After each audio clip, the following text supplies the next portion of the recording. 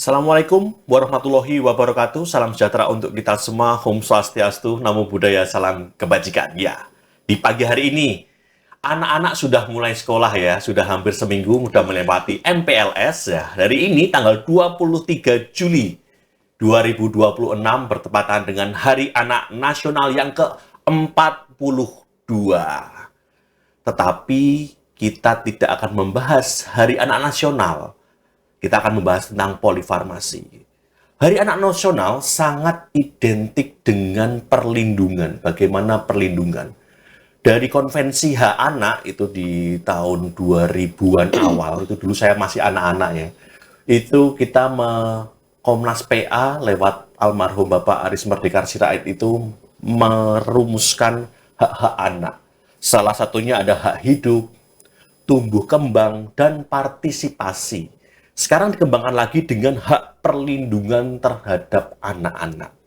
Ya, dengan tema sayangi anak, lindungi, bangun masa depannya. Bagaimana konsentrasi itu ada di sekolah maupun perlindungan anak yang ada di sekolah, di keluarga itu dikuatkan. Dan tentunya dengan adanya program MBG, dengan kepala PGN yang baru, semoga dapat mencerdaskan kehidupan bangsa lewat anak-anak.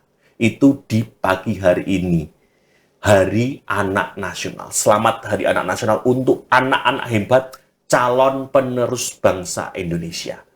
Rumah Sakit Dr. Adiatma MPH Provinsi Jawa Tengah juga melakukan inovasi tahapan-tahapan yang istimewa untuk anak-anak Indonesia. Salah satunya kita sudah bekerja sama dengan beberapa institusi untuk bagaimana meningkatkan anak-anak itu bisa mengenal rumah sakit, mengenal profesi-profesi rumah sakit, supaya nantinya memiliki cita-cita yang tinggi, menjadi dokter, menjadi perawat, menjadi seorang analis, dan lain-lain. Tentunya menjadi seorang apoteker, karena di pagi hari ini kita berada di acara Ngeker, ngobrol bareng apoteker. Di pagi hari ini kita akan membahas polifarmasi.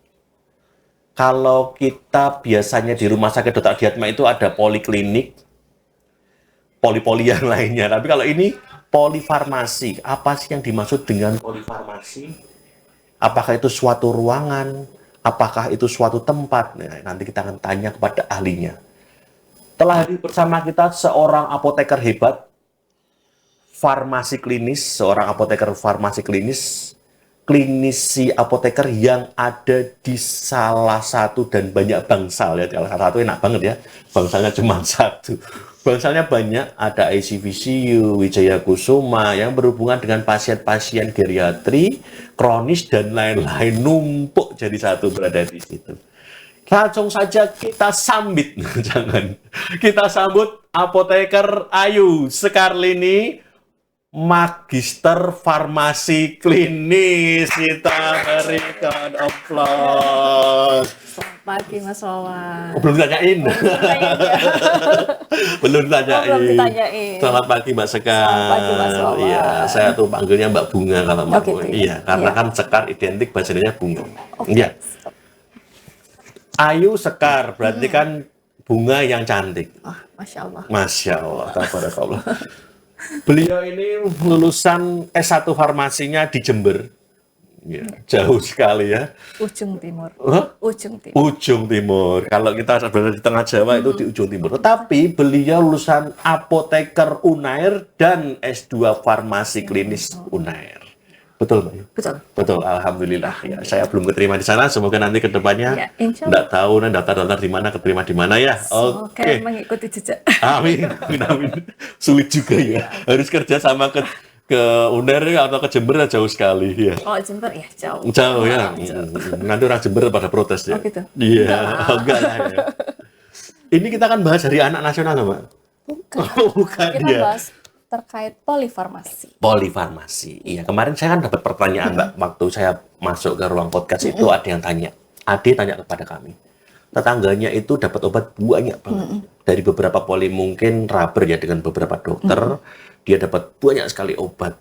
Nah, kok dapat disebut sebagai polifarmasi sendiri? Apakah itu suatu tempat atau suatu ruangan? Kalau secara dunia kefarmasian atau di dunia kesehatan sendiri, apa sih yang disebut sebagai polifarmasi? Polifarmasi itu adalah penggunaan obat yang lebih banyak, bisa ada yang disebut dengan minor polifarmasi, itu kalau misalnya obatnya itu 2 sampai 4. Dikatakan polifarmasi itu lebih dari 5. Bahkan ada yang hiperpolifarmasi itu kalau lebih dari 10.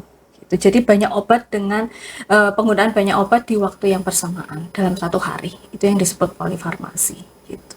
Iya, polifarmasi itu satu dokter atau banyak dokter.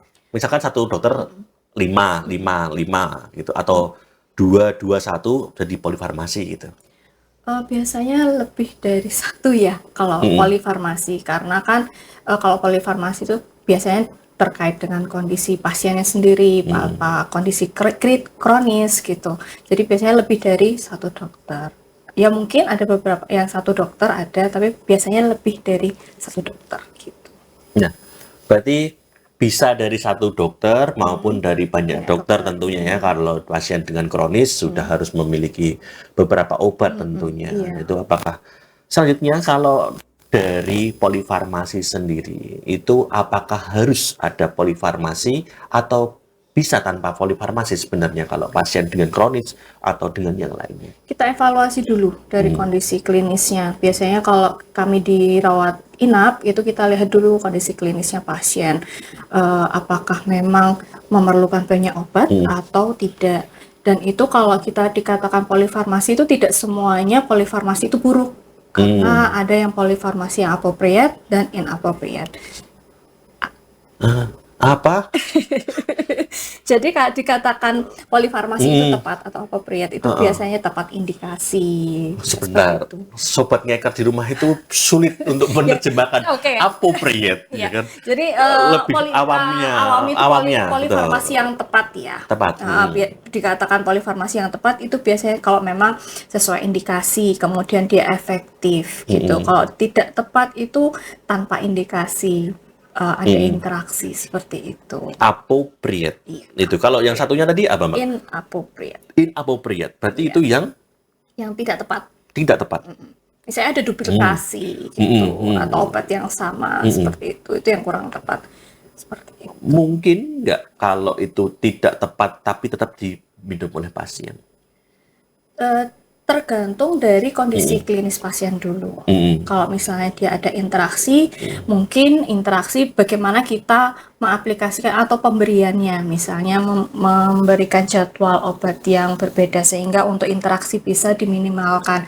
Atau misalnya kalau ada duplikasi obat gitu ya, kita konfirmasi ke dokter penanggung jawabnya apakah ini tetap diberikan atau ada pengganti obat lain yang bisa mencegah terjadinya kesalahan pemberian obat gitu. Berarti masih mungkin ya kalau inappropriate itu diberikan tetapi tetap dengan monitor. Iya, tetap dengan monitor. Ya. Atau kita melihat dari, kan kita selama telah obat itu kan kita melihat, tidak hanya menelaah oh ini obatnya ini diberikan ini aja. Kita melihat dari hasil laboratoriumnya, apakah ini masih sesuai misalnya dengan kalium, awalnya hiperkalemi, pemberian obat tertentu, atau kalitik dan ciapolistren seperti itu. Dilihat lagi kaliumnya seperti apa. Kalau sudah normal kan lebih baiknya untuk di stop seperti itu. Kita tetap konsul, mengkonfirmasi ke dokternya gitu. Ya, dari polifarmasi sendiri tadi sudah menyebut tentang pengkajian atau penelaahan resep. Peran seorang apoteker di suatu rumah sakit atau di suatu klinik, apotek, dan lain-lain untuk melihat suatu polifarmasi. Oh, ini polifarmasi ini appropriate, ini yang inappropriate gitu misalkan. Atau ini yang baik, ini yang kurang baik, tapi tetap harus diberikan misalkan. Itu apa yang dilakukan oleh seorang apoteker? Saat menelaah ya, kita melihat dari kondisi pasiennya terkait tekanan darah atau hasil laboratoriumnya, kita melihat dulu apakah ya tadi yang saya katakan, kita melihat laboratoriumnya terlebih dahulu, misalnya apakah obat ini masih sesuai diberikan atau apakah obat tidak ada indikasi seperti itu, kita lihat satu-satu gitu. Nanti dari telaah itu kita menentukan misalnya jam pemberiannya untuk meminimalkan dari interaksi obatnya seperti itu. Atau kita juga selain itu juga konfirmasi ke dokter atau konfirmasi ke tenaga kesehatan lainnya, apakah ada efek samping yang muncul gitu. Seperti itu. Kita tetap berkolaborasi. Gitu. Berarti kolaborasi antar tenaga kesehatan maupun tenaga medis yang ada di rumah sakit itu sangat perlu ya tentunya. Tentunya saat melakukan pengkajian itu tidak hanya kita menyalin CPPT saja ya. Tidak aja kan udah ada jamnya, udah tulis saja itu ya. Berarti kita harus melihat satu-satu dulu. Iya, melihat satu-satu apalagi kalau dengan dokter 2 atau 3 dokter dengan rubber ya mungkin memerlukan pengkajian yang sangat itu. Maka dari itu kan telah resep butuh waktu ya. Iya, apalagi kan, kalau terapinya panjang, apalagi kalau di ruangan saraf jantung itu kan panjang. Nah, ruangan Anda berarti kan. Ruangan Anda. Panjang, makanya kalau saya telah itu memang paling akhir karena kan harus benar-benar menelateni melihat satu-satu apa yang harus dilihat ya. Karena ternyata tidak hanya melulu kita menyalin dari CPPT saja tetapi masih memungkinkan untuk modifikasi. Jadi peran seorang apoteker di situ dalam pengkajian apa yang poin utama dari polifarmasi, peran seorang apoteker dalam pengkajian itu apa untuk melihat itu tadi? Ya, untuk melihat dari pengkajian itu kita melihat satu data pasiennya dulu ya terlebih dahulu, data pasien, usia. Yang paling penting usia ya, karena usia apalagi geriatri. Geriatri itu kan juga fungsi organ juga menurun, juga ada beberapa obat yang perlu adjustment dosis seperti itu. Kemudian hasil labnya, kemudian tekanan tanda-tanda vital atau keluhan pasien. Mungkin kalau di secara CPPT itu kan mungkin kelihatan ya keluhan pasien seperti apa. Kita sesuaikan dengan itu. Hasil lab-labnya juga seperti itu. Ya, pentingnya suatu pengkajian tadi oleh seorang apoteker. Setelah dapat pengkajian, entah itu ada modifikasi, entah ada adjustment dosis dan lain-lain, apakah apoteker menanyakan kepada DPJP untuk merekomendasikan apakah? Tetap. Tetapi selama pengalaman ini ya pengalaman kalau di ruangan pengalaman. Saat dengan rubber 2 dokter misalkan, dengan dokter, rekomendasi apoteker seperti ini. Bagaimana seorang apoteker itu menyampaikan untuk kepada dokter? Ya, luasnya bagaimana sih biar ya? Karena ini ya. Jadi kita menyampaikan dulu, misalnya kalau ada yang by phone, ada yang by WA ya. Jadi biasanya kita perkenalkan diri dulu, terus kemudian melihat dari kondisi pasien. Misalnya ada tekanan darah, misalnya ya. Tekanan darahnya itu sudah rendah misalnya itu, tapi ada beberapa anti hipertensi. Kita konfirmasi dokter, selamat pagi dokter, seperti itu, atau selamat pagi ya. Atau kita, kalau saya sih sukanya waktu visit bareng ya. Wah, itu malah lebih tepat ya. Karena kalau by phone atau WA dan kan kadang-kadang kita kurang ini ya. Kalau visit antara yang diketik sama ini kan berbeda ya. Jadi kalau visit dokter itu saya lebih suka visit dokter karena kalau dengan visit dokter kan kita bisa tahu dokter kalau misalnya ini seperti apa gitu usulannya. Kalau masih perlukah terapi seperti ini, kondisi pasien misalnya demam, ada beberapa paracetamol atau apa yang kombinasi, kadang-kadang paracetamol masih perlu enggak ya, pasien sudah tidak mual muntah masih perlu tidak ya, seperti itu. Saya lebih suka kalau visit bareng gitu. Jadi lebih langsung terjawab dan tentunya rekomendasi kita akan lebih bisa disampaikan kepada dokternya. Tentunya. Terkait dengan polifarmasi sendiri, kenapa sih harus ada polifarmasi?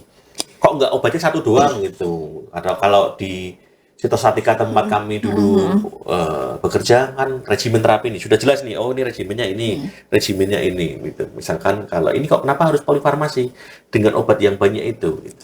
Ya karena dilihat dari kondisi pasien, itu apakah penyakit kronis atau dengan beberapa dokter, atau dengan misalnya dari vaskes 1 dapat obat beberapa, nanti vaskes lain, itu dilihat dari situ juga. Kemudian kadang-kala tidak dilakukan review atau review tiap harinya.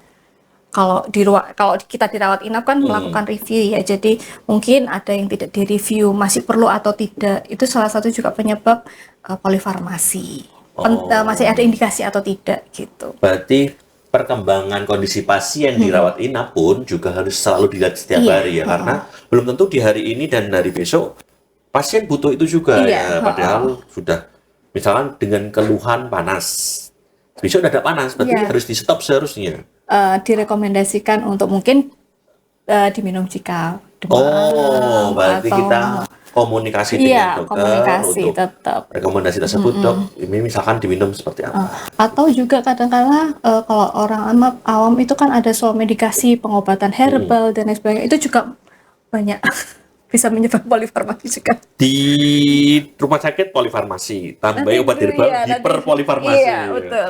Iya. Seperti itu. Sebagai seorang apoteker sendiri, pengalaman di dunia kefarmasian yang ada di rumah sakit Dr. Adiatma ya. Iya. Ini Sobat Nyikeran pengen tahu juga suka duka melihat polifarmasi itu sendiri. Senangnya apa sih kalau lihat polifarmasi ya?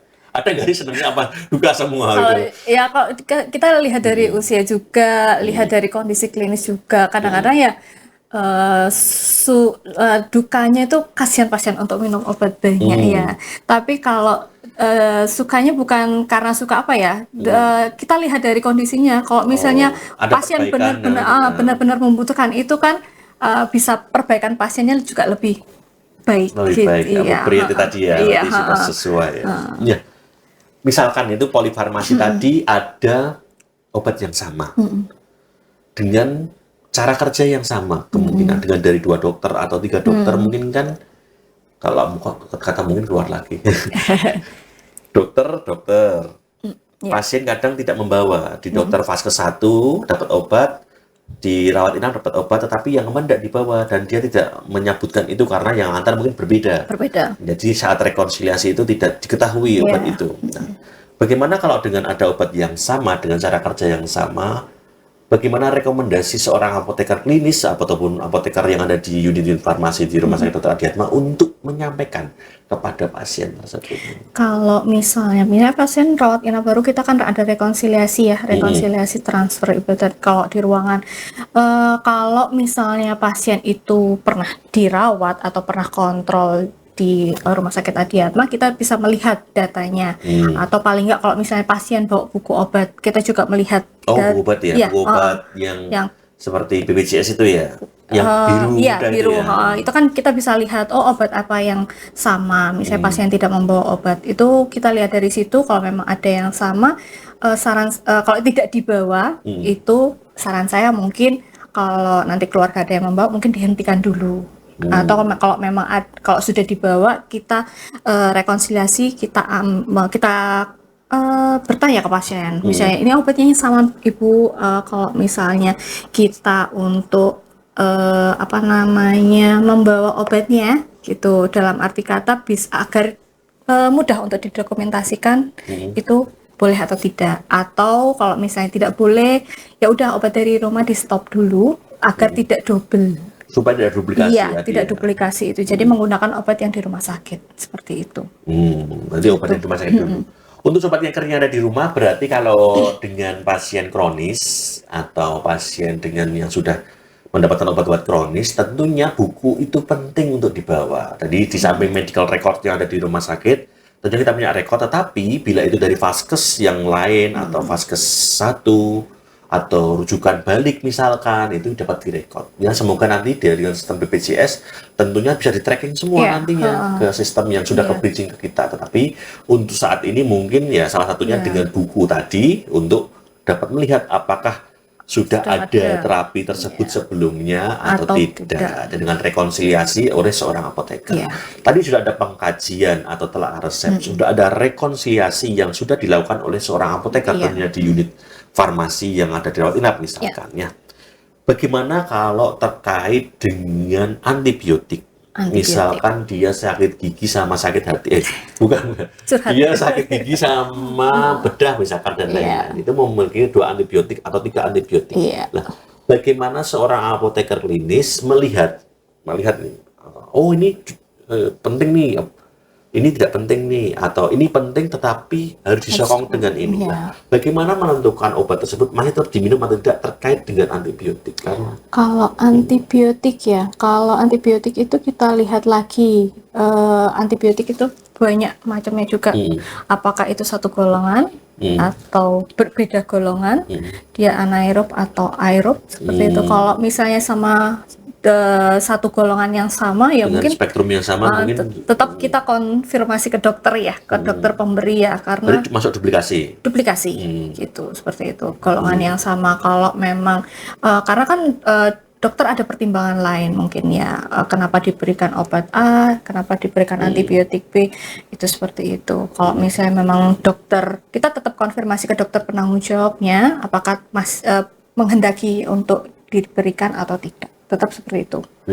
Dengan melihat kita melihat juga data laboratoriumnya seperti apa, data hasil kulturnya seperti apa, seperti itu. Jadi melihat itu. Nah, bagaimana kalau minum obatnya sama antibiotik itu diminum 2 kali sehari setiap 12 jam, misalkan sama-sama 2 obat itu. Apakah boleh diminum berbarengan atau dengan modifikasi waktu minumnya? Kalau saya lebih ke modifikasi waktu ya, karena di jam kadang-kadang takut ada interaksi gitu kan, interaksi kita nggak tahu ya, walaupun dengan sama-sama antibiotik pasti ada interaksi, baik itu interaksi secara farmakodinamik, kinetik dan sebagainya. Saya lebih ke untuk modifikasi waktu. Modifikasi waktu. Terkait tadi sudah ada keluar kata-kata interaksi. Iya. Diceker nggak sih? Diceker. Ceker ya. Iya, Saya kira cuma sudah hafal. Oh, ini ketemu ini masih jadinya mayor nih. Oh, ini ketemu ini minor ya. Kita ceker. Oh, ceker ya, bukan. Saya kira hafal itu. Tidak lah. Di biro sama di dalam kepala. Oh, ini. Lalu semua nih, ini mayor nih minor ganti gitu. Nah, kita kalau misalnya saya kalau mau telah itu kadang-kadang mau lihat dulu, oh ini obat 1, obat 2, ada interaksi apa enggak ya? Kita lihat misalnya ada 10 obat, kita lihat cek. Masukkan semua. Bagaimana kalau itu keluarnya mayor? Mayor tetap kita lihat dulu apakah itu bermanfaat atau tidak untuk pasien. Sesuai kondisi ya? Iya, sesuai kondisi. Kalau memang ada tanda-tanda ke arah yang merugikan pasien, kita konfirmasi tetap. Karena ya kita pertimbangan dokter kan juga. Iya, benar. Sebagai penanggung jawab pasien. Iya, sebagai penanggung jawab pasien seperti itu. Data keputusan terakhir pada dokter penanggung jawab pasien, tetapi seorang apoteker penanggung jawab pasien yang ada di klinis di ruangan juga merekomendasikan itu tadi ya. Tetap komunikasi. Kalau interaksi yang mungkin sering muncul saat adanya polifarmasi tersebut, kan interaksi kan banyak nih jenis-jenisnya. Yang sering ditemui di unit atau di bangsal apa? Interaksi mungkin apa ya? Kalau di jantung misalnya kayak omeprazol sama clopidogrel ya. Itu karena kan nanti kalau omeprazol itu akan menghambat kerja dari clopidogrel. Jadi kita konfirmasi biasa ke dokter karena kan pasien-pasien jantung memang membutuhkan obat pengencer darah. Jika itu dihambat akan memperparah kondisi pasien seperti berarti itu. malah berseberangan atau misalnya aspilet sama NSAID, resiko ada perdarahan, resiko iritasi lambung seperti itu. Kita lihat lagi gitu. Kondisi keluhan pasiennya juga gitu. Tetap. Berarti itu yang dilakukan juga terkait dengan mungkin adanya interaksi ya. Kalau secara teori mungkin muncul di ceker itu minor, mayor dan lain-lain, tetapi ternyata di lapangan juga ada seperti itu juga yang mungkin benar-benar muncul ya. Jadi seorang apoteker juga memonitor kondisi pasien di setiap harinya untuk melihat bagaimana kondisi itu semakin membaik atau tidak sesuai dengan kebutuhan pasiennya. Di Rumah Sakit Dr. Adiatma itu juga punya angkat jateng, yaitu Adiatma ngopeni dan ngelakoni kesehatan di Jawa Tengah, merupakan aksi nyata untuk sehat. Salah satunya di hari ini itu di Puskesmas Karangmalang, itu ada spesialis oksigen kita datang ke sana, Dr. Jenny itu melaksanakan di sana bekerja sama dengan tim kesehatan yang ada di Puskesmas untuk mendatangi ibu-ibu hamil yang ada di sana, di USG. Ya, sebentar lagi Mbak Sekar. Amin. Ya, amin.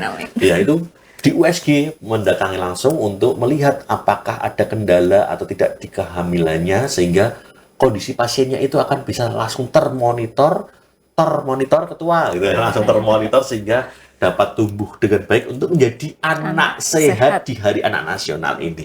Jadi itu ada jantung, ada obskin, ada pemantauan terkait dengan gizi nasional, yaitu tentang stunting nantinya. Itu Rumah Sakit Dr. Adiatma itu punya angkat jateng. Nah, kalau Jawa Tengah sendiri punya apa, Mbak?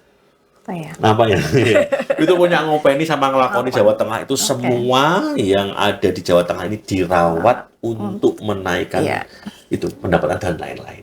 Nah, itu jadi kita berkolaborasi dengan provinsi, Jawa Tengah. dengan kota yang ada di kota Semarang, ya itu nanti terkait dengan angka jatuh. Nah, terkait dengan polifarmasi lagi, Mbak. Polifarmasi tersendiri. Polifarmasi itu munculnya itu dirawat inap saja atau bisa dirawat jalan juga. Bisa dirawat jalan juga. Kalau dirawat jalan harus bagaimana? Kalau misalnya kan dirawat inap itu kan dimonitor Iya, kan, dimonitor terus ada setiap hari ada apoteker klinis yang ada di bangsalnya masing-masing. Walaupun kadang bangsal ini nanti siang ke bangsal Iya, ini, betul. sore ke bangsal ini, Nanti turun bisa lagi, kembali lagi. Ya harus selalu dari sini ya. Itu.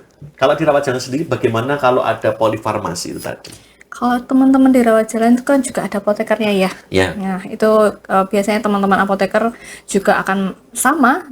Kalau misalnya ada duplikasi, itu tetap kita akan konfirmasi. Atau misalnya obatnya sudah terlanjur dibawa nih, bisa nih masyarakat lewat boba. Oh, tanya lewat boba. Jadi nanti kalau teman-teman itu punya polifarmasi di rumah, berarti ada 5 obat atau lebih, mungkin ada Suaranya gede banget ya. ada di kayak transformer itu di rumah minum obat yang herbal atau mungkin obat warung. Iya.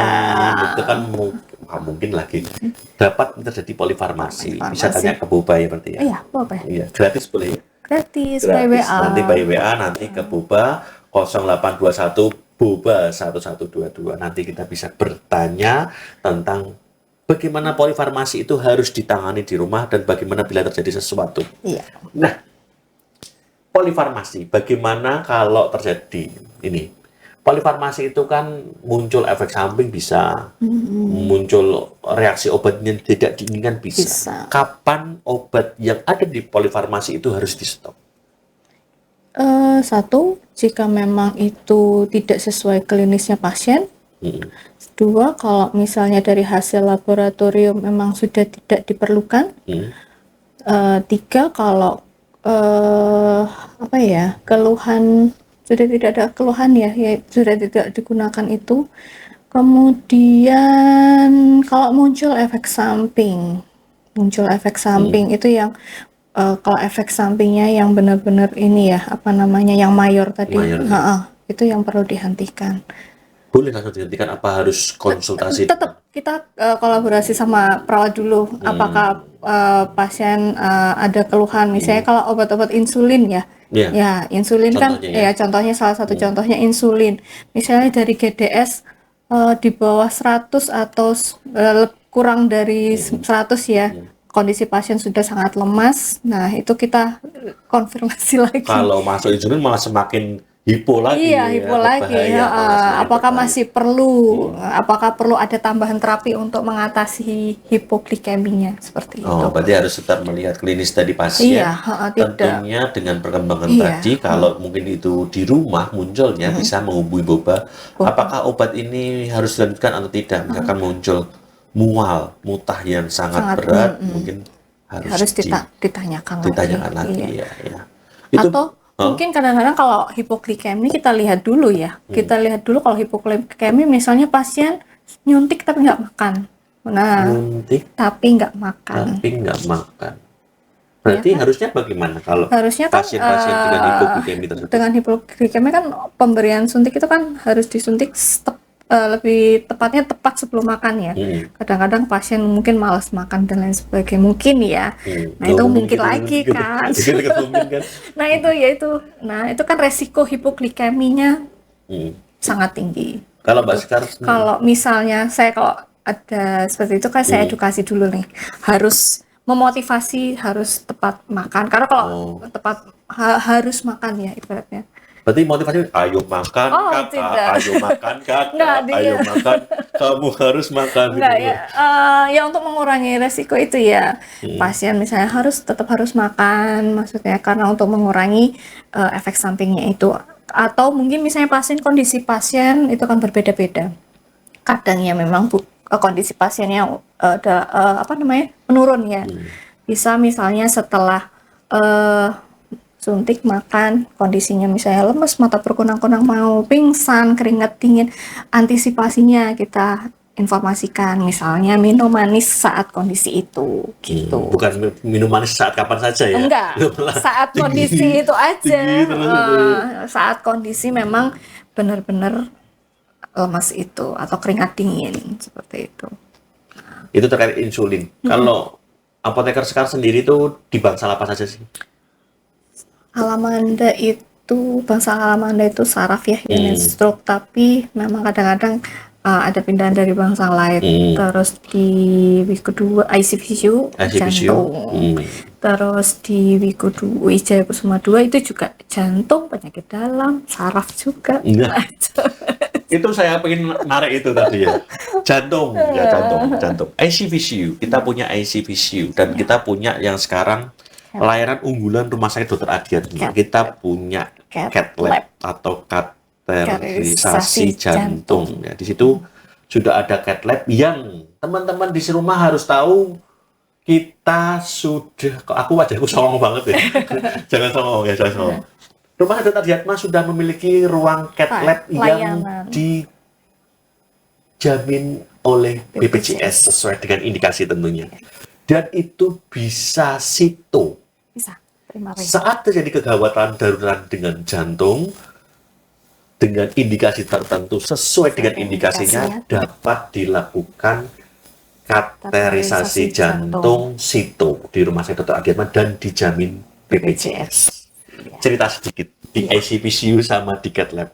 CAT lab yang bertanggung jawab apotekernya Mbak Intan. Mbak Intan. Tetapi berhubungan dengan jenengan di ICVCU. Ya, bagaimana? CAT lab sendiri sedikit cerita dong ke teman-teman atau sobat ngeker yang ada di rumah. Kalau CAT lab ya karena kalau kondisi situ itu tidak melihat waktu ya. Iya, karena melihat situ.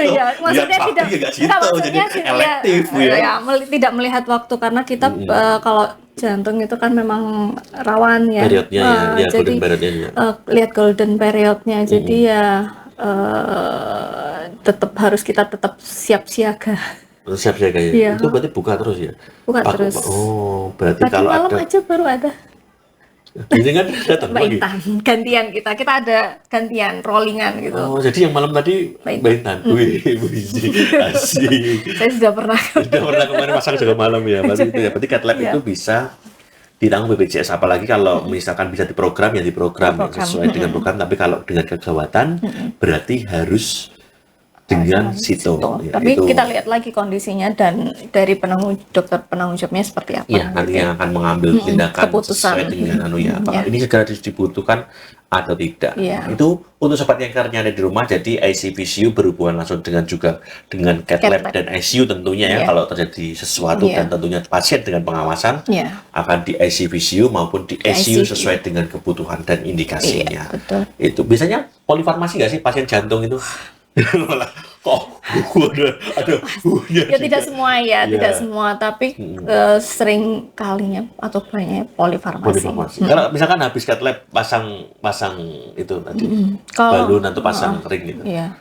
Kalau pasiennya dengan ada kondisi misalnya diabetes atau ada kondisi penyerta itu sangat mungkin untuk polifarmasi. Nggak dihentikan dulu, ini jantungnya dulu, DM-nya stop dulu. Nggak bisa, karena itu saling berkaitan ya antara jantung, darah atau ginjal itu sangat berkaitan. Nah, itu tadi berhubungan dengan polifarmasi juga tentunya. Iya. Jantung, hipertensi dan ginjal. Nah, bagaimana kalau pasien itu melihat obatnya sudah 12, malas minum ini kepatuhannya ya. Tensiku enak, wis ora ngelu, amlo dipine stop radiomi. Padahal nggak bilang dokternya, nggak rasa indikasi dokter. Nah, itu bagaimana seorang apoteker memberikan edukasi kepada pasiennya supaya tetap diminum nih obatnya nih. Kan kadang takut masuk, obat ya wakil banget nek ginjalnya. Iya, pastinya gitu. Kita tetap mengedukasi, motivasi penting ya ke pasien, motivasi. Sama nih, motivasi kakak. Motivasi itu penting karena pasien itu masih beranggapan, nanti kalau aku minum obat banyak ginjalku seperti apa, seperti itu. tapi kan kalau tidak diminum kan juga malah memperparah kondisinya. Oh, malah memperparah ya. Iya. Itu nggak perlu ngajak Mario Teguh sama Oh. Tung Desem Waringin? Kan untuk memotivasi pasien dengan harga segini akan bisa untuk Enggak lah, yang penting Enggak ya? kita motivasi, itu alasannya kenapa, kita tanyakan dulu, kenapa kok nggak diminum, misalnya capek obatnya banyak, atau tidak ada yang mengantar waktu periksa. peran keluarga Iya, untuk peran keluarga itu menemani ya. penting. Tadi gitu. untuk pasien-pasien kronis maupun dengan obat-obat polifarmasi penting juga untuk melakukan pendampingan. Iya. Supaya nanti obatnya tetap tertib untuk diminum sehingga maksimal Iya. pengobatannya. Berarti Karena kan kalau yang polifarmasi mungkin seringkali yang dilihat itu kan usianya ya, usia lanjut ya, Iya. yang perlu pendampingan itu. lupa. Iya, lupa atau mungkin obat 1 kali 1 ya udah 1 kali 1 diminum bareng semua. Nah, kalau ada pendampingan kan gampang kita edukasi Iya. ke Di rumah dididikan di rumah ya. ya Dibagi-bagi. kadang-kadang ada yang sudah digunting-gunting Gunting-gunting, ya, ya, itu. benar. Nah, itu kalau pas dibawa ke rumah sakit, rekonannya itu digunting-gunting gimana? Itu yang kami agak susah ya kan Iya. ngitungnya itu kan juga Iya, itu jumlahnya di bawah. ya itu. Ya tapi kalau misalnya pasien menghendaki untuk dibawa ya kami bawa. Kalau tidak ya udah yang obat dari rumah kita stop aja dulu. Iya, berarti dibawa untuk kelanjutan di rumah, Iya. kita menggunakan obatnya di Iya, rumah sakit dengan terapi yang sama atau sesuai dengan Iya. indikasi dari pasiennya. Betul.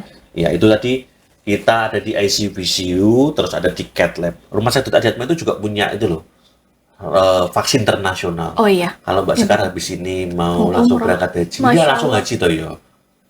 Umroh dulu. Enggak, Ya, langsung haji ya bisa. haji deh. Oke, Bisa, oke, 2027 bisa. Oh Langsung bisa ya. haji, bisa. Masya Allah. Bismillah. Tenaga kesehatan apoteker dari Rumah Sakit Adiatma berangkat TKHI atau PPIH langsung Masya Allah. 2027. Gitu Lu langsung kan ya. nggak tahu kan? Ya nggak tahu. Besok Namanya makan, rezeki, besok namanya nggak rezeki tahu. ya. Oke. Iya, terus habis itu baru umroh terus itu. Amin, Kan punya amin. ambil umroh kan? Ya.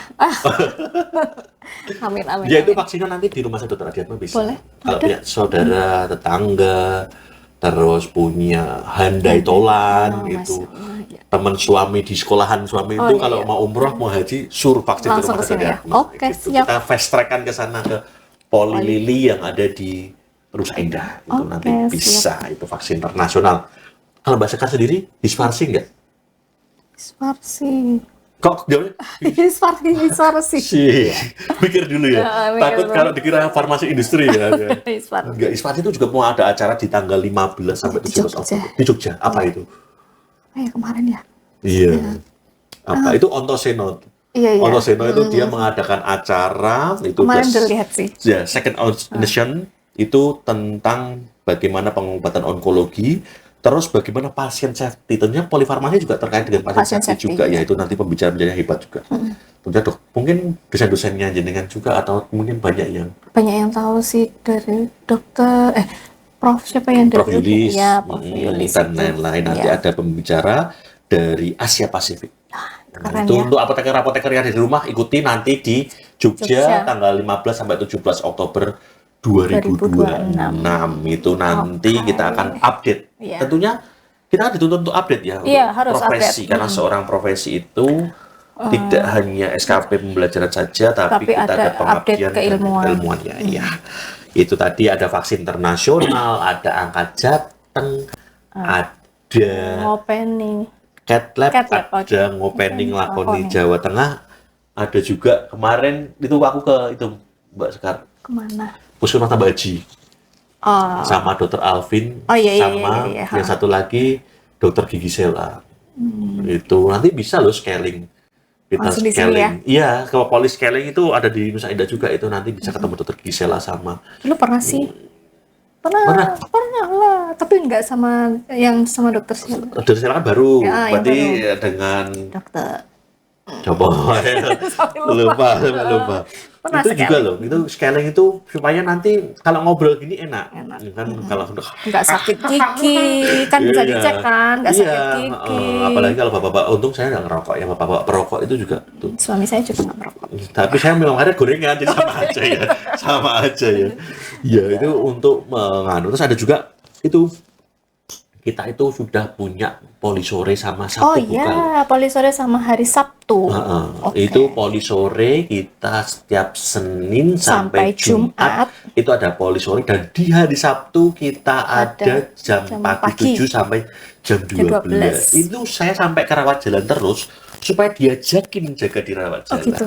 Iya, tapi tetap Sayangnya belum diajakin juga. Masih tetap nanti dirawat ada inap ya. waktunya. Iya. Tetapi kan saya menyayangi anak-anak dari anak nasional. Iya. Saya kan nyepet metilprednisolonnya Oh gitu ya. anak-anak. Ya kan? Oke, nyepet Iya. tiap hari, Iya. nggak hanya metilprednisolon. Iya kan target salah satu dispensasi di Alsta itu kan untuk Iya. pasien pediatri, Pediatri, anak-anak, anak, konsul anak, high alert. dan high alert. Iya. Tentunya itu ya ketemunya ya anak-anak supaya anak sehat. Betul. Iya itu.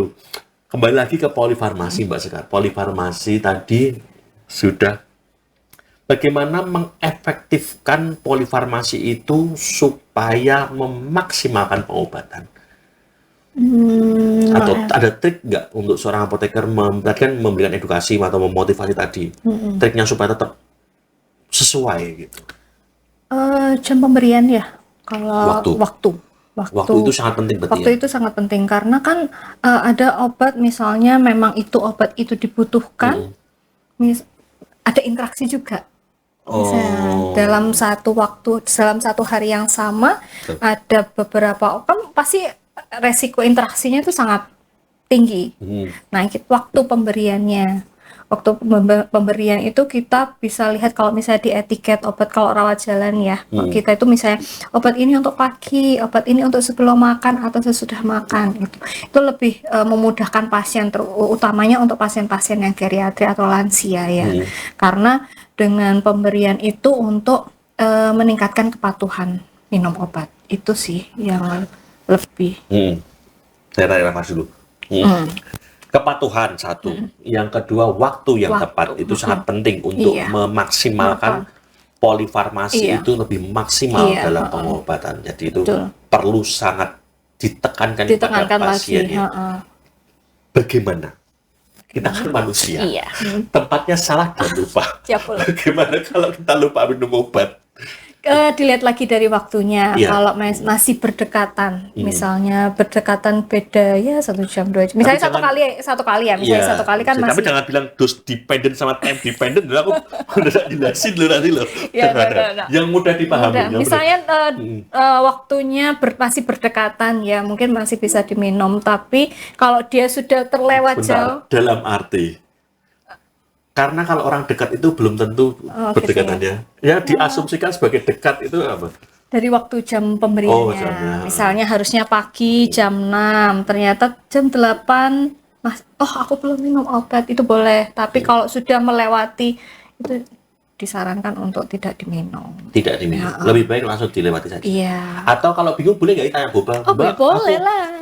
ISDN-nya lupa diminum nih sebelum makan 15 menit. Udah maem, terus aku maem lagi nanti ya, biar jadi sebelum makan lagi gitu. Karena kan kita lihat juga ada beberapa obat yang diminum sebelum makan, ada yang saat perut kosong, ada yang dilihat lagi. Kalau memang kita kasih jarak biasanya 2 jam setelah makan, itu kan waktu perut kosong karena untuk meningkatkan efektivitasnya. Berarti tetap harus dikomunikasikan. Iya. Karena takutnya gitu, aku lupa, lupa lagi, nggak minum seharian. Gampangnya itu alasannya gitu, lupa lagi. Gitu. Gampangnya itu kita bisa tanya ke Boba. Oh iya, berarti bisa tanya ke Boba. 0821 Boba 1122 kita tanya nanti ya.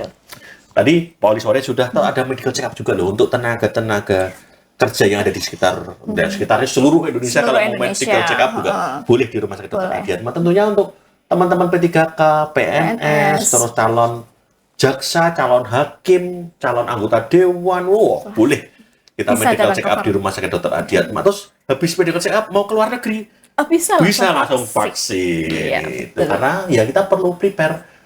Ada waktu tunggu sebelum ke luar negeri itu harus vaksin terlebih dahulu, paling tidak 10 hari atau 2 minggu. Nanti bisa tanyakan ke Poli Lili ya untuk lebih jelasnya untuk itu vaksin internasionalnya. Nanti habis ini Mbak Sekar mau daftar scaring sama Poli internasional. Insya Allah. Amin. Ya. Kan doa yang terbaik nanti supaya diijabah kayak Mbak Ferry yang ada di rawat inap. Oh iya, betul. Namanya Ferry. Iya, namanya. Beliau itu yang di rawat inap itu Mbak Ferry itu apapun doanya selalu diijabah. Karena Sama kayak itu Bapak lulus yang ada di gudang itu kan juga apapun ujiannya selalu Selalu lulus. lulus. Betul. Nggak pernah remedi dia, selalu Pasti lulus. lulusnya. Iya. Terus itu Mbak sekarang kan ini marak dengan adanya AI. AI tahu nggak AI? Tahu. Tahu ya, itu teman saya itu tahu. Kemarin ikut apa pelatihan dispensing sterile steril. Dia itu lulusan terbaik dispensing steril. Tanyanya AI ternyata. Gitu, tanya ChatGPT ini harus bagaimana? ChatGPT ini gitu. bagaimana? Ya. Bagaimana dengan masyarakat dengan adanya sosial media, dengan adanya internet, dengan adanya informasi yang mudah sekali dapat, menyaring itu dengan baik supaya kadang kan mereka bertanya kepada ChatGPT atau bertanya kepada AI untuk pengobatannya mereka. Tidak tanya ke apoteker nih untuk obatnya. Nah itu bagaimana seorang apoteker mengedukasi juga kepada pasiennya dengan hal-hal seperti itu. Kalau AI ya, AI memang biasanya langsung lebih lengkap. Nah, langsung terjawab dan langsung Aku ini Iya. langsung jawabannya ya.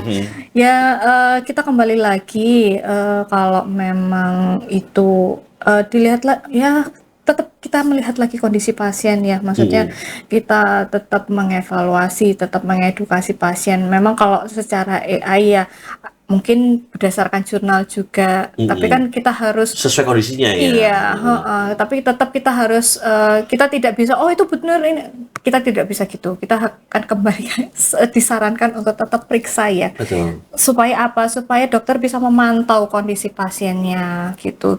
Kadang-kadang oh ini obat A, oh untuk ini aku minum sendiri kan itu tidak kurang tepat menurut saya karena apalagi untuk obat-obat kronis iya, yang kayak gitu. Tetap kita sarankan untuk periksa dulu, lebih mudah untuk memonitoring kondisinya.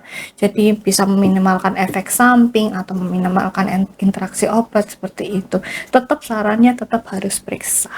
ya, tetap periksa dan bertanya kepada apoteker Iya, yang tepat pada ahlinya dokter, apoteker. Iya, kalau obat bisa tanya ke apoteker untuk tepat dalam minum obatnya ya. Mungkin saat akan belajar bisa melihat AI untuk sebagai dasar sebagai pertanyaan, dasar. nanti sudah dapat dikonfirmasi kepada apoteker untuk minum obatnya. Iya. Itu juga terkait dengan Provinsi Jawa Tengah itu juga melawan hoax juga loh lewat AI ini. Ya kadang kita terbantu dengan adanya AI ini, tetapi penggunaan AI yang kurang tepat ternyata dapat menjadi hoax atau menjadi berita bohong. Maka dari itu dari Diskomdiki pemerintah Provinsi Jawa Tengah itu memperkuat peran dari FK Metra dan KIM-nya supaya dapat menyaring informasi itu baik, benar atau tidak sesuai dengan peruntukannya tentunya.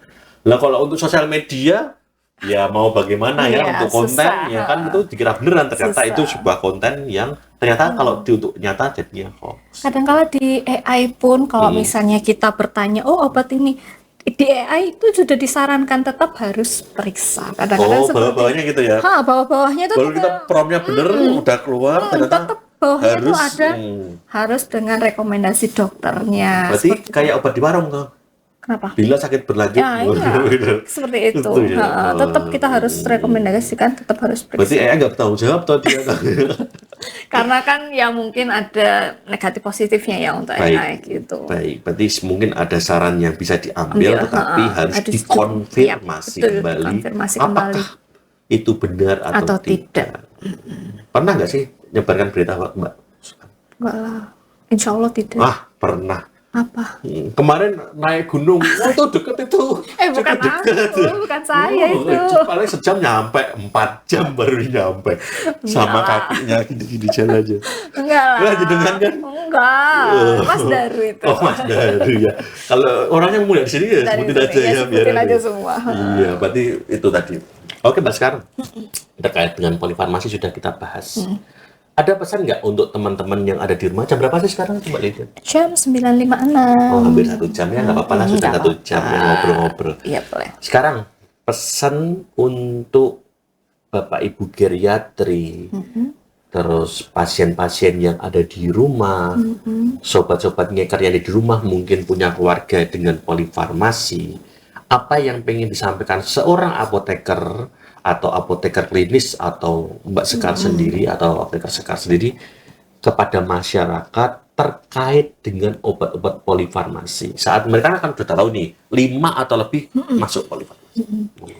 Ya, polifarmasi itu tidak semuanya buruk, Hmm. ya kan? Kita lihat apakah itu obat tepat atau tidak tepat. Kita tetap ke edukasi sama motivasi ke pasien. Edukasinya terkait penggunaan obatnya harus tetap teratur sesuai dengan jam-jam pemberiannya. Kemudian motivasi ya tetap harus kontrol, karena kan kadang-kadang pasien itu aku sudah sehat nih, aku nggak usah minum obat ini, nggak usah ini, nggak usah kontrol lagi, aku sudah sehat. Ternyata beberapa bulan kemudian rawat inap lagi. Kita bukan ini ya, tetap harus untuk kelangsungan hidup pasien, ya kelangsungan hidup pasien juga bisa lebih baik dengan menggunakan obat. Karena kan obat itu memang bisa ada efek negatif, ada efek positif. Kalau misalnya dilihat dari efek positifnya lebih banyak, kan bisa membantu pasien untuk menjalankan aktivitasnya lebih baik. Seperti itu. Tetap motivasi. Kalau memang dari masyarakat umum atau teman-teman semuanya, kalau memang masih bingung, ya kita lihat bisa ke Boba, bisa tanya ke vaskes yang terdekat gitu, untuk apakah obat ini masih sesuai dengan kondisi pasien, atau kalau memang ada efek samping yang bisa diminimalisir, mungkin bisa kita memberikan edukasi ke pasiennya, seperti itu. Ya, berarti itu pesan Mbak Sekar atau Apoteker Sekar kepada teman-teman yang ada di rumah atau sobat ngeker yang ada di rumah terkait dengan polifarmasi. Tetap dampingi selalu keluarga yang ada di rumah untuk mendapatkan obat-obat yang terbaik. Karena kan gambarnya obat farmasi itu kan gelas sama ular, ya kan, bisa menjadi racun, bisa jadi obat ya. Sama lagi kalau misalnya vaskesnya berbeda. Nah, berbeda. Kalau vaskes berbeda, disarankan mungkin buku tadi minimal. Buku obat ya. Kalau tidak bisa membawa obatnya, minimal buku. Jadi nanti dokter yang mungkin meresepkan itu bisa lihat dulu, bisa lihat apakah obatnya nanti yang akan diberikan sama. Kemungkinan nama obat itu kan banyak ya, mungkin namanya berbeda, tapi memang dia satu golongan, kan resiko interaksi juga gitu. Atau kalau memang buku tidak ada, mungkin obatnya yang dibawa. Jadi waktu dokter juga meresepkan, dilihat lagi, oh obatnya sama nih, apakah dilanjutkan atau tidak, seperti itu. Kalau pulang itu dapat apa ya kemarin? Daftar itu loh. Form penyerahan, boleh dibawa, boleh sebagai informasi itu. Ya, oke. Sobat Ngeker yang ada di rumah, tentunya ini merupakan hari yang istimewa karena merupakan hari anak nasional yang ke-42. Berarti sudah cukup lama ya. Saya tuh tahun 2001-2002 lah. Dengan almarhum Bapak Aris Merdeka Sirait itu konvensi hak anak dulu. Ngomongin hak anak tadi, jadi ada hak hidup, tumbuh kembang, dan partisipasi. Sekarang ditambahkan hak perlindungan. Jadi ada 4 hak besar untuk anak-anak semuanya. Dan tentunya sekarang sudah terbahas tentang polifarmasi. Dan masyarakat sudah menjadi tahu tentang polifarmasi itu harus bagaimana, saat terjadi interaksi seperti apa. Terima kasih sekali Apoteker Sekar sudah sharing, berbagi banyak sekali ngobrolnya bersama Apoteker di pagi hari ini. Mohon maaf mengganggu waktunya. Tidak. Bangsalnya ditinggal 1 jam, ya kan? Ada ICBC, ada Alamanda, ada Biku. Hari ini tambah apa lagi? Apa tetap aja itu? Oh, nggak ada yang muncul libur ya? Besok mungkin. Besok ya mungkin. Ya hari ini dinikmati dulu berarti. Ada tinggal 1 jam. Terima kasih sekali. Yang merupakan hal yang istimewa bisa ngobrol bersama Apoteker Sekar, tidak hanya mengantarkan obat pulang saja lewat sapa, kita ke ruang pasien. Ya sekarang punya sapa ya kita ya. Sapa itu apa juga di rumah? Seperti penyerahan obat sampai ke pasiennya ya, Apoteker langsung. Iya, Apoteker langsung. Jadi kalau dulu kan pasiennya datang ke farmasi, kalau sekarang lebih memudahkan pasien lebih pulangnya lebih cepat. Jadi kita mengedukasinya juga lebih aman ya ke pasien, lebih karena kan langsung ke pasiennya. Kalau dulu kan mungkin sama keluarga ya, kalau sekarang lebih ke pasiennya. Jadi kalau misalnya penggunaan alat, ada beberapa alat yang digunakan special device, langsung ini lebih mudah. Gitu. Itu Apoteker yang gerakan. Apoteker. Alhamdulillah. Apoteker. Jangan bilang TTK sudah menyerahkan ya. Apoteker, Apoteker itu. ya, alhamdulillah ya. Baik. Jadi kita ke bangsal, kalau misalnya bangsal A, ya ke bangsal A. Kalau ke bangsal B, ya langsung Iya. ke bangsal B. Gitu. Kurirnya cuma TTK ya, kurirnya TTK tapi nanti apoteker Iya, yang menyerahkan iya, sehingga betul. informasi itu akan lebih valid sesuai dengan kompetensi apoteker. Insya Allah. Lewat sapa, semoga lebih menyapa masyarakat yang ada Iya. di rumah dan pasien akan sembuh dengan bahagia. Bahagia. Iya. Itu terima kasih sekali Sobat Ngeker sudah bersama kita tadi dari jam 9 lebih dikit, jam 9 lebih 5 kita sudah memulai acara Ngeker. Kita sudah belajar banyak di pagi hari ini, ada Hari Anak kita belajar, polifarmasi kita belajar, ada vaksin, ada cat lab, ada AI, ya banyak sekali yang diobrolin ya. Padahal bicaranya tentang polifarmasi, tapi memang ya luas kalau polifarmasi itu ya. luas. Ya, terima kasih Apoteker Sekar. Selamat Anda mendapatkan sebuah mobil dan sebuah bego. Ya, enggak. Ini suatu properti ini dari bapak kita dulu. Oh iya. Dari sana ya. Ya. Ya, terima kasih kebersamaannya. Nanti kita akan berjumpa lagi dengan Ngeker yang selanjutnya. Atau si Adi nanti kalau si Adi mau keluar lagi di acara-acara selanjutnya. Jangan lupa kalau pengen vaksin internasional ada di Rumah Sakit Dr. Adiatma, periksa jantung di Rumah Sakit Dr. Adiatma, kemoterapi di Rumah Sakit Dr. Adiatma, radioterapi di Rumah Sakit Dr. Adiatma, sudah ada yang baru lagi. Atau kalau yang pagi yang kerjanya Pagi bisa kerja, sore ada poli, Sabtu. sore Sabtu juga buka, itu bisa juga. Dan ada lagi, aku lupa lagi. Itu Yo, Anda. ada paket spesial persalinan. Nah, Oh itu. iya.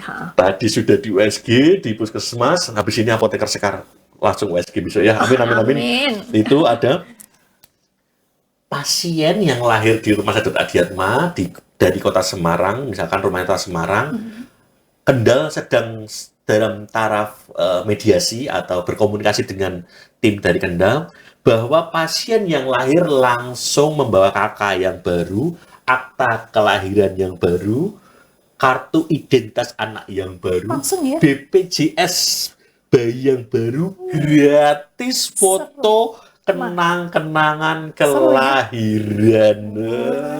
Seru juga ya. Seru gitu ya. Biyen aku pas ini cek ngurus-ngurus Sendiri ya. muter Pak RT, Pak RW, kelurahan, kecamatan, kadang ke Dukcapil juga Iya. ini Sudah langsung lahir dari sini ya. Istimewa sekali. istimewa. Ya, ada scaling dan lain-lain. Terima kasih sekali Sobat Ngeker dari rumah. Sampai jumpa lagi di acara Ngeker yang selanjutnya. Ngeker ngobrol bareng Apoteker. Terima kasih kebersamaannya. Selamat beraktivitas, sehat selalu dan tetap semangat. Assalamualaikum warahmatullahi wabarakatuh. Salam sejahtera untuk kita semua. Om Swastiastu, Namo Buddhaya, salam kebajikan, salam Adiatma. Oke. Maacing.